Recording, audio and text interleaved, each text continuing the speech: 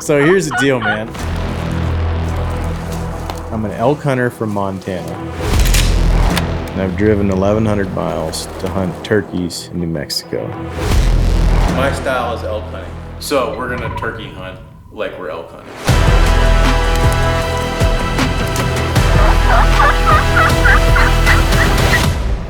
I know there's birds here somewhere.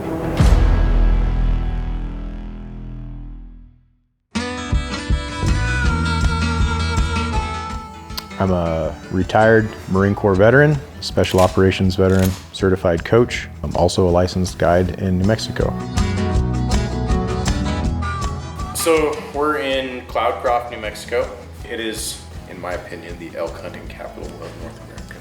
But turkey hunting gets overlooked a lot here. But I've seen a lot of birds here, and I've always wondered, like, wonder if you like to kill one. So here we are, trying to kill one now.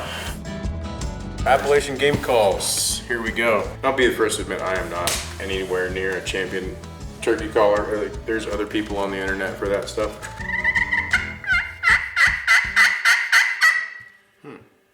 Sounds good. I think it sounds good. We're probably just gonna start walking roads and calling and trying to locate one, and then I'm gonna go right at it like I would be elk hunting, man. Like, you hear one, you cut the distance, you try to fire them up again, you cut the distance again until you're within 100, and then you pick a spot where you have lanes and try to make it happen. That's the only way I know how to do it, and we're gonna go with that. Right now we're sitting at about 8,500 feet elevation. That's so high to be hunting in. We'll probably go through a whole arc of emotions where I get really frustrated and then anxious, and then it's gonna work out. If the turkeys are here, they're right there. So don't slam doors and just try to ease out of the truck and get the gear out. It was almost daybreak. So immediately just tried to get in the woods and just start doing locator calls.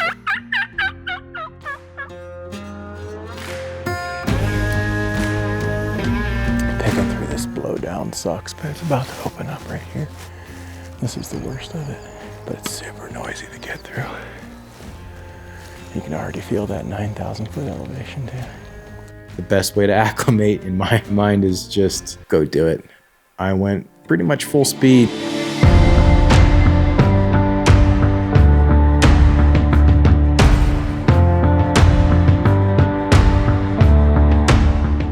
I know there's birds here somewhere.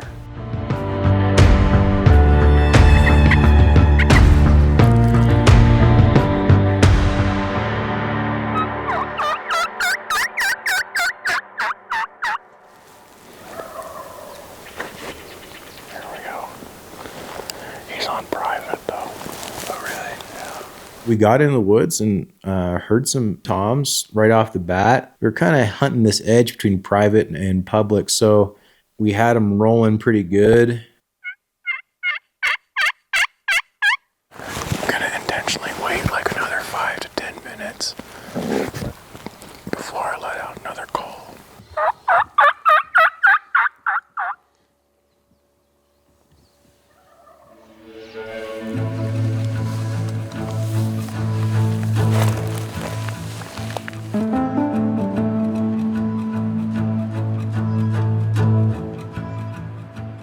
I have Merriam now for like 20 minutes. I knew that they were on private property, and I think that what ended up happening is that they either hit a fence line, but then Graham noticed a coyote.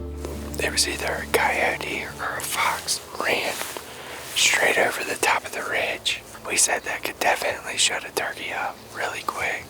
The logical assumption is that, you know, that was a coyote, and it likely turned those birds off. So no harm, no foul on our part. So those birds had to have gone, like, right here, somewhere. I wouldn't surprise me if we see them right here in the field. I would consider myself a very novice turkey hunter, but I can get by if I just keep checking in. So we're gonna kind of walk out these, you can see these logging roads here. especially in late morning, early afternoon. Turkeys will come up and strut these roads. Hopefully this wind doesn't totally kick our ass, but it's just part of it. Turkeys still gobble in the wind, just harder to hear them.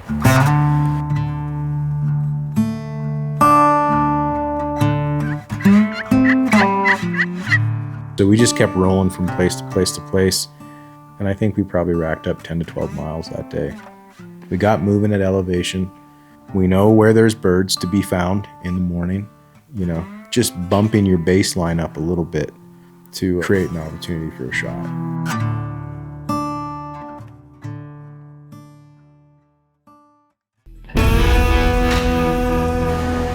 Going back to the same place that we were at yesterday morning, we were there late. Like, we were running on fumes all day yesterday, so I feel a lot better this morning that when we do hear them, we'll have a good game plan, and we're gonna go back to the same spot, do a little owl hooting, a little crow calling, try to find them in the dark, and then set up on a bird, maybe be there when they pitch down.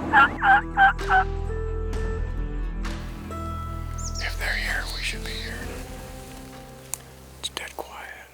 Hopefully they're here somewhere. It was already daylight, so we decided to like kind of post up on this point and just wait for 45 minutes to an hour and see if we heard anything. I think we were there about 30 minutes and heard Tom pipe off.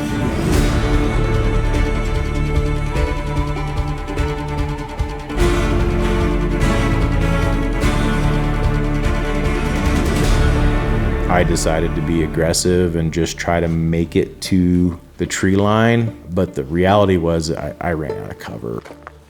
Kind of kicking myself. Yeah. Yeah, I knew better than to try to be that aggressive. It would have been better to back out and work around. Those hens picked us up almost immediately, but like, they were gonna be there a while. There was no reason to rush that. He was strutting, they were feeding towards the field. But I just rushed it. A little bit of patience would have served me there. Whatever, it happens. And Tom follows them, of course, and they start working upridge to this knob. So we jump in the truck and circle back around, pull up on the backside of the knob, and here's a guy with a dead turkey. And this guy is a real turkey hunter.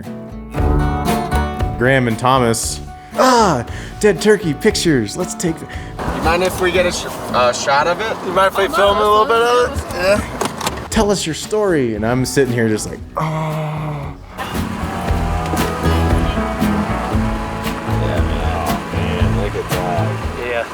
Like, there's a live turkey headed our way. Yeah, that one's more buff colored. I shot one a few days ago in Utah and it was really white. And he's gonna be on this knob any minute, and here we are. You'd think they'd be a little bit wider. That's usually about the color I get every time, but have y'all seen any wider tips? I wanna kill a bird, and there's a bird to kill, like right there. Can we go kill this bird? I love the gobble out here though. It's so cool. I was like, all right, let's go find this bird. And Graham's like, not yet. I had to do it, and I was just like, hey, you know, I know it's time sensitive. Y'all two go over the ridge. Never split your group up if you don't have an ability to communicate with each other. I knew that, I knew better than that, but I wanted to kill this bird so bad, and I just knew that he was right there. So I was like, Thomas, you and me, like, let's just go over the knob and figure out where he's at. So we leave Graham at the truck, go over the knob, hit the crow call, bam, he's literally on top of us. All right, so I'm gonna give you this. I want you to play it. I finished my business, went back to the car, grabbed my camera, and all three of them ran across the ridge. And Darin and Thomas are right back on the other side. So now I'm walking around. I'm gonna try and scare them back towards Thomas and them. And so I got the camera, but three big old toms. Yeah, it's, you know. But I hate turkey. I am not a turkey hunter. Now we know why. I said it day one. Yeah. I would consider myself a very novice turkey hunter. I don't I'll think say it again on day two.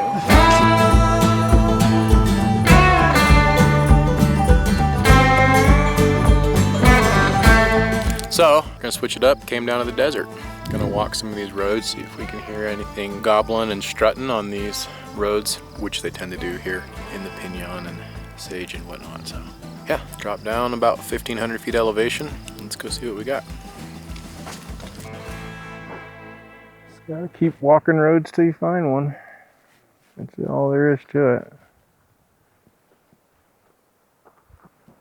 All there is to it. After 2 empty hours in the desert, the crew fueled up on E-Patrol and wiped down the rugged Revive. With no luck on their side, they decided to head back to the lodge and regroup. All right, so this crow call, the Nevermore Appalachian Game Calls, was hidden. This whole time? Dude, we just found it in the bag. So, hey, better late than never. I've been using my broke ass crow call I've had since I was 12 years old. Just squeaking out there. Let's see what this one does. Alright, that sounds way better. Yeah. Before? After. Oh, night and day. Night and day. Yeah. I think we've been scaring all the turkeys. You've been scaring the turkeys. It almost sounds like a cow elk.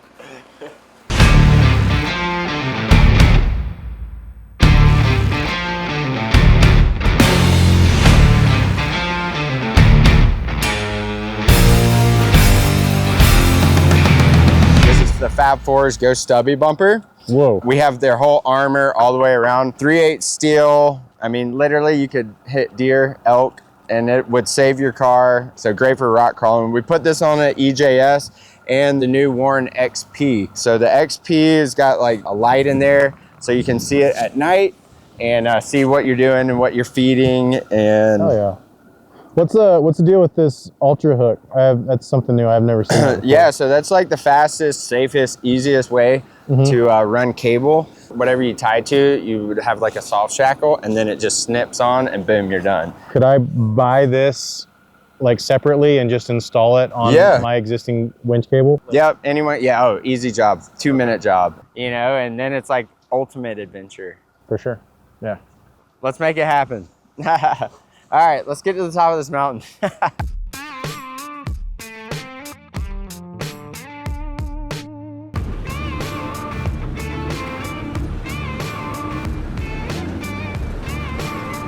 Well, where should we head? Let's maybe go roost a bird or something. We decided, you know, let's go back to the pasture where we saw the 6 this morning. Nothing. The spot had gone cold.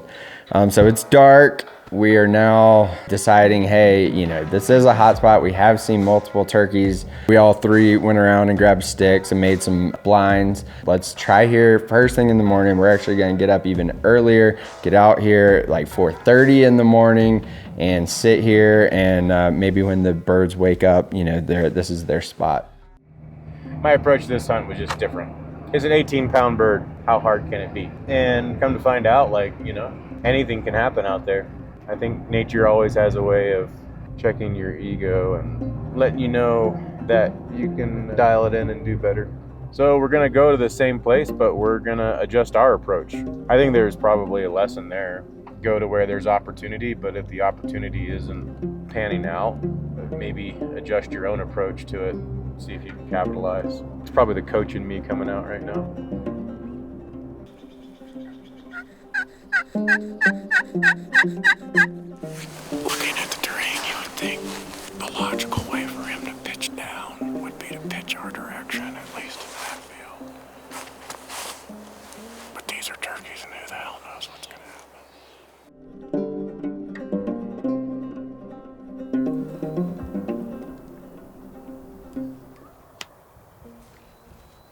Some of them were across the road, and I had like fingers crossed that one of them was going to pitch out and do like this hang glider move all the way into the opening that we were hunting, because I know it's happened before as per local resources.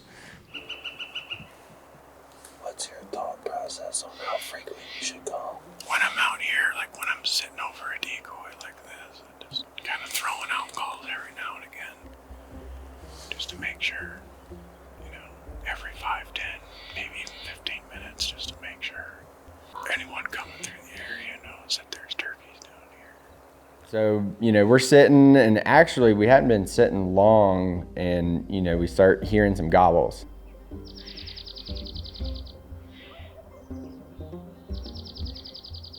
That's a single gobble he's doing right now. He's just when they start getting excited, they'll go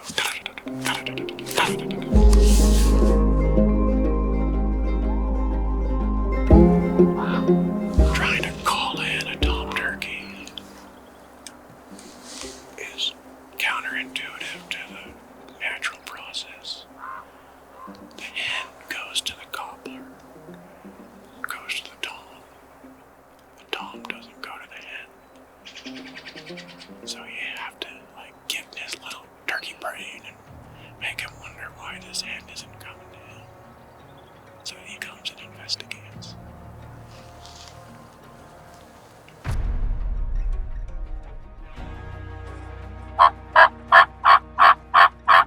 I had decoys out and we weren't necessarily going to move position. It's hard to do that with multiple cameramen. So it was like we had to make our stand and wait for him to come to us. It was getting colder. I put every layer on that I brought with me, including like a puffy jacket, just trying to sit and stay warm in the wind.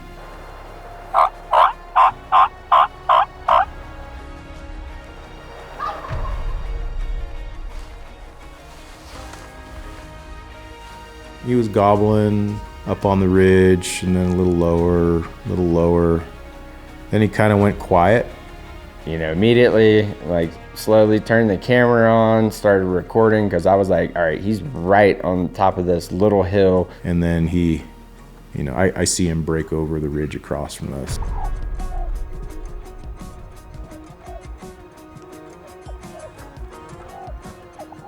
Sure enough, we see him come down that ridge. In that moment, I'm like, this is it. And, he's actually a big tom. I saw his beard, and he was a big bird. And I was like, oh, this is it. At this point, I'm like fist pumping inside. He has no hens. It's a solo tom. I see him in strut.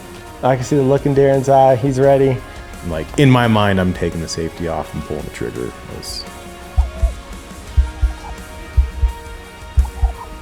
I see him see the decoys. And he stares at him for a minute. And then folds up and just starts feeding and pecking away up the ridge.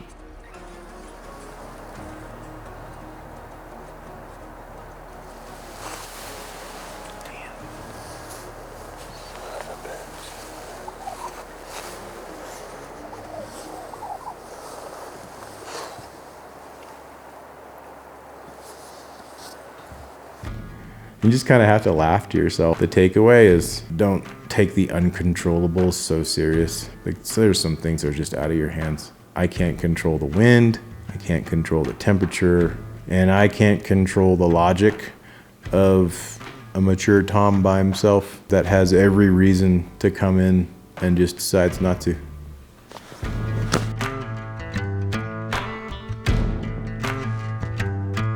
All right, we're going back. We're gonna get there early again and just hope, that the birds are there. Clearly this is part of their routine, having that much consistency. So what have we got to lose? Let's do it. Worked our way in, hit our lights off, crossed this opening, same place where we were at morning of day 3. I get to our spot, look over my shoulder, and here comes 4 people walking in. So the courteous thing is to do is go up and address them, hey, we're setting up here. They basically just kind of moved 300 yards off in one direction. And then I heard them crow call from where they set up about 15 minutes later.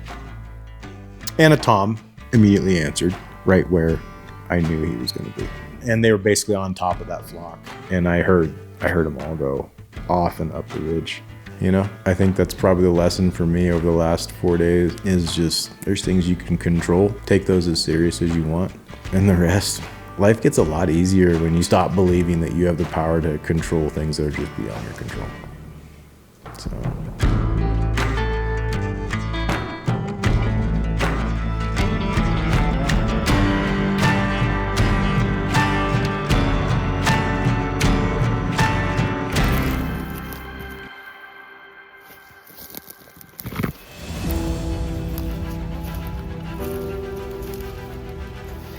mature Merriams on my back. Let's see if I can show you guys the spurs. There's the spurs. Not too bad, maybe an inch, which for Merriam's probably all right. His beard, I don't know, might go 7 inches. Again, for Merriam's, they're not known for dragging long ropes. So the idea that when the grind gets real and you're doing the best you can with what you have and the time that you have it, sometimes all it is closing your eyes, holding it, letting it out, opening your eyes, and being still here in the 1 square foot patch of dirt, grass, rocks, whatever you're standing on, and that square foot connected from your feet into the earth. That will carry you.